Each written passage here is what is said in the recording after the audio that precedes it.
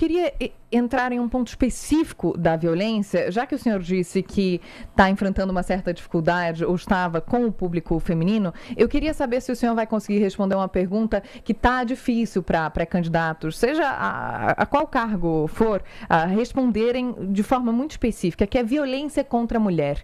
Com esse recorde de casos que nós enfrentamos, há uma confusão em relação ao que precisa ser feito. É a conscientização, é claro que a conscientização ela é ultra necessária, é o que vai acabar com a violência contra a mulher a longo prazo, talvez nas próximas gerações. Posso fazer uma Hoje, pergunta? claro. A conscientização acabaria com a violência? Então, quando você ou quando você melhora a educação e a conscientização sobre como os homens ou meninos têm que tratar, encarar as relações, toda essa estrutura patriarcal, você evita episódios de violência. Essa pergunta tem uma resposta já, se eu estou entendendo Eu bem. acho que não, viu?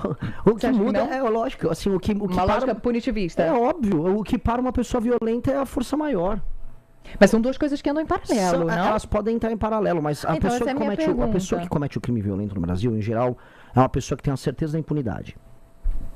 A certeza da impunidade faz haver o cometimento do crime. Independentemente da conscientização dela ou não. Independente da conscientização.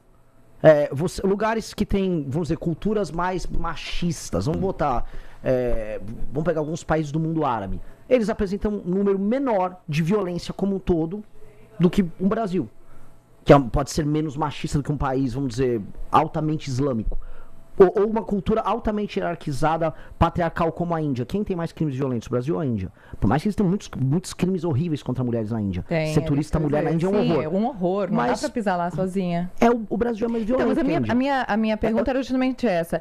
Tem muita gente que defende a conscientização e a educação, e isso é algo que vem a longo prazo. Agora, a curto prazo, o que pode ser feito especificamente para esses crimes? Porque, de certa forma, eles estão englobados ali na violência, de forma geral. Mas são crimes muito específicos. Eu gosto muito de deixar a coisa bem precisa, porque o número de homicídios, homicídios contra a mulher diminuiu. O número de homicídios. A gente está falando de uma estatística nova, de um novo tipo penal que foi criado, que é o feminicídio, que é falando, um crime por uma violência doméstica e tal. E agora ele está sendo listado como parte de um tipo penal novo. E aí você está vendo os casos. E existem casos horríveis que estão acontecendo, a gente assistiu nos últimos meses, casos bizarros. O que tem que ter? Punição muito dura. O homem que está em casa e bate, mata a sua esposa e a mulher confia nele, ele é o homem que deveria ser o protetor da casa, ele trai a confiança dela, ele tem que ter agravantes na pena dele. Uhum. Só que hoje nem ele, nem um homem que assalta qualquer outra pessoa, homem ou mulher na rua com uma arma, esse cara fica na cadeia. O problema, no fundo, é esse. O que eu tenho medo um pouco da questão de a gente falar só de conscientização são esses projetos como o PL da misoginia, que fala que está conscientizando, no fundo ele está diminuindo a liberdade de expressão das pessoas, diminuindo a capacidade de confiança nas relações entre homem e mulher. E aí homens e mulheres têm medo de estabelecer relações. Inclusive saiu agora uma pesquisa sobre isso.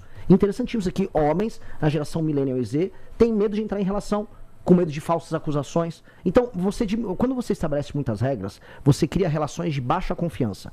Países que têm mais confiança interpessoal precisam de menos regras para isso. Mas, em geral, que tipo de regra eles têm? Eles confiam na capacidade das pessoas interagirem umas com as outras, mas eles punem de maneira muito dura quem é incapaz de agir socialmente. Então, se uma pessoa socialmente, vamos dizer, bate uma mulher, ela tem que ter uma punição desproporcionalmente alta quando ele quebra essa confiança. Então, o que eu acredito?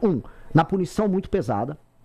E 2, em entender quais são os problemas reais que afetam as mulheres. As mulheres são muito preocupadas em ser assaltadas na rua. Elas são vítimas de assaltos à mão armada, roubos de celular, de maneira muito, muito alta, especialmente nas periferias. Isso, todos os lugares que eu rodei no Brasil falam, Renan, é muito fácil assaltar a mulher tem muito medo na rua, não sabe como reagir na hora, e o bandido vem pegar. Penas muito duras, vamos pegar o ladrão de celular.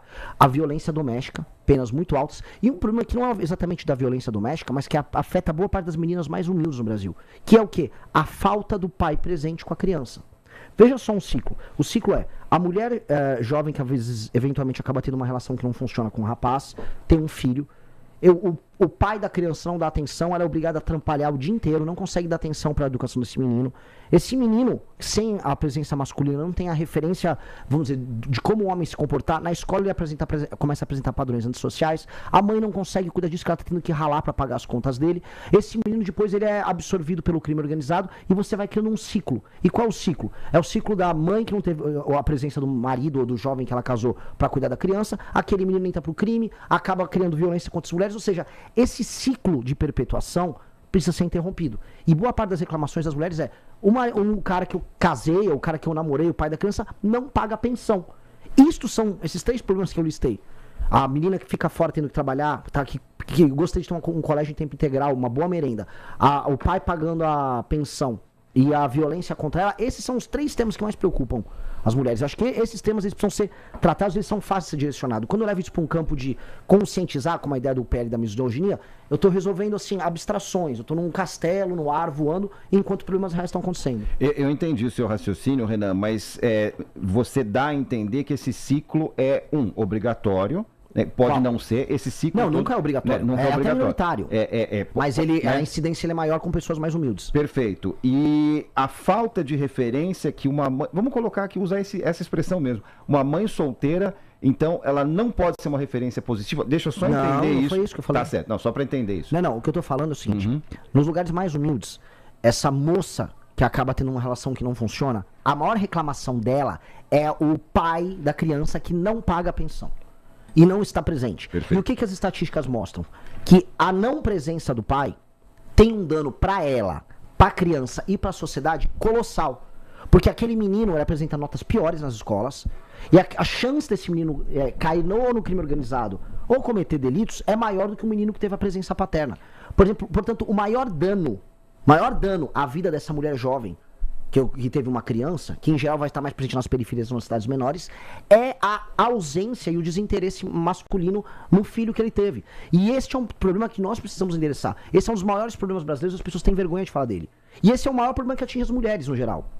Esse é um problema gigantesco, porque é uma mulher que tá ralando, tá trabalhando, tá pegando um ônibus, vai pagar as contas da criança, não conta com o suporte masculino, e acaba sofrendo as consequências desse problema. Agora eu queria falar um pouco sobre esses últimos 12 anos dos seus e do MBL. O senhor já disse que o Lula voltou ao poder depois de erros dos Bolsonaro, de família Bolsonaro, do Jair Bolsonaro, mas o MBL ajudou diretamente a construir o bolsonarismo lá atrás.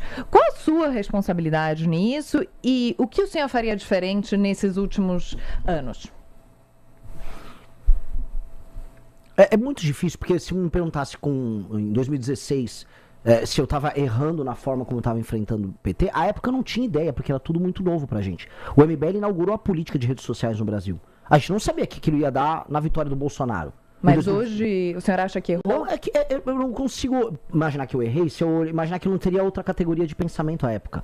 Eu não conseguia pensar assim, nossa, o que eu tô fazendo aqui vai gerar um Bolsonaro. Um exemplo. As pessoas iam nas ruas, nas manifestações que eu chamava em 2016, falar que a gente não tem bandido de estimação, quem tem é o PT. Ora. Anos depois, boa parte daquelas pessoas que estavam comigo nas ruas na Paulista estão aqui falando, não, mas o Flávio só tá fazendo um filme. Aquelas pessoas se tornaram tudo aquilo que elas criticavam. À época eu não tinha ideia de que isso fosse acontecer. Eu achei que a gente tá tendo uma revolução de cidadania. As pessoas estavam, nossa, as pessoas acordaram o problema brasileiro. Isso é genial. Eu era um bobo. Eu tinha como saber que isso ia acontecer? Não, talvez eu fui bobo. Vamos botar assim, eu fui bobo. Agora, na hora, não dava pra imaginar. As pessoas, a gente tava passando por um fenômeno que era parecido naquela época com uma Revolução Francesa, que era a Operação Lava Jato. Corta a cabeça desse político, corta daquele agora, corta... Então tava um lance de cortar cabeças. E como é que a gente saiu de um lance de corta a cabeça pra hoje mantém a cabeça mesmo quando ela precisa ser cortada? Que é o caso, por exemplo, de todos os escândalos de corrupção à direita que envolve a família Bolsonaro. Se há um escândalo, virar um eleitor bolsonarista, mas o Lula deve ter feito pior. É isso que virou. Então, realmente eu não tinha ideia. Renan, temos 34 minutos de conversa. Fica o compromisso, aliás, que você já colocou aqui, de você voltar, porque faltou falar de um monte de coisa, planos econômicos, como é que vai ser o seu governo. Avisa lá sua turma das redes sociais, então, que você vai voltar aqui. Aliás, por falar em redes sociais, a íntegra dessa entrevista vai estar daqui a pouquinho no YouTube, os cortes nas nossas redes sociais também, e fica aqui o agradecimento pela sua visita aqui, Renan Santos. E também o reforço da sua promessa. É. Nome de vice será aqui, pode ser em off, a gente pode ir conversando até lá. A gente No pode corredor, manter, aqui no café, exatamente, tá? mas Sim. será aqui na TMC. Muito obrigada, agora espaço para as suas considerações finais. Apenas agradecer, foi muito legal o bate-papo e, por favor, me convidem mais. Eu adoro a região que a TMC está instalada. Tenho boas aventuras, boas diversões quando era mais novo. Meus pós-balada na padaria lá, Dona Deola ali. Tá certo. Muito bom. Então, obrigado a todos que estão nos assistindo e me conheçam nas redes sociais, Renan Santos MBL.